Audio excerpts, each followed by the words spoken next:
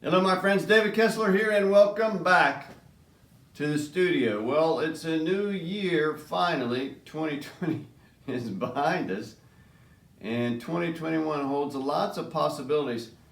So I was thinking, what are 3 ways to forge your own path as a painter, as an artist, moving forward into a new year or any year? If you're just starting out, maybe this is something that will give you, some pointers as to how to move forward. So my 3 things are, some of this is going to sound,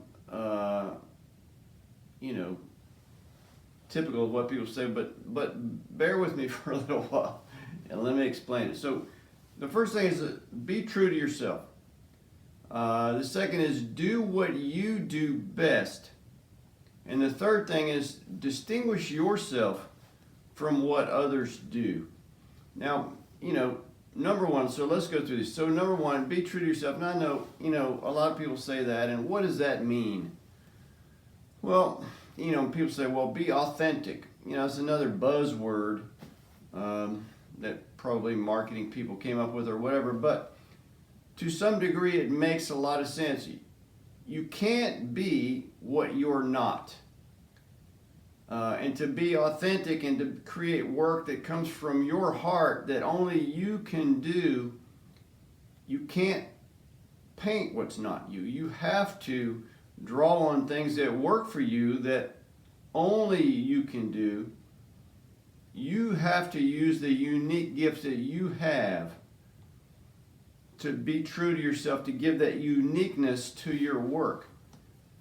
That's what's going to make you true to yourself. If you try to do something that you're not, if you try to paint in a way that you're not, if you try to communicate with people in a way that's not you, they're going to know that. And it's hard to be fake. Although, I don't know though, if you look through Instagram, if you go through Instagram enough, you'll find a lot of fake people in there.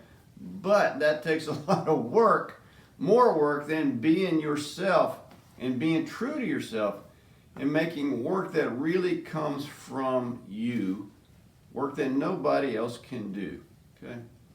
Now, number 2 is do what you do best. And this sounds simple and easy and like, Dave, duh, yeah, I'm gonna do what I do best. But I see a lot of people, a lot of artists that don't take the time to find out what they do best. They just do all kind of stuff, and that's not doing what's best for you. That's just doing a lot of stuff. Some of that stuff that you're doing is not necessarily what you should be doing, and it's not what you're the best at. So the key to this one is to figure out what you're the best at so that you can pursue that and you can move forward with that. And then those gifts that we talked about in number 1, you got to take those gifts and figure out how to use those and how to make those unique, how to use those gifts to make unique work to move forward with that. Right? So doing what you do best should be natural, but you have to know what that is first before you can move forward with it. There again, this sounds basic, but a lot of people don't take the time to figure out what they're the best at. So you can't go against your natural instincts. Don't do that. You have to go with your gut and you have to go with your heart and you have to move forward with that, and to make a plan to move forward with that. Doing what you do best is the best way to do it, because that way you're going to enjoy the journey. If you're doing something fake that's not you, guess what? You're going to be friggin' miserable. And nobody wants that, particularly you. So number 3, distinguish what you do from what others do. And this is really, really difficult. It's really the most difficult of the 3 because, there's so much influence out there and we can see what others do through social media, YouTube and Instagram and Facebook and all that stuff.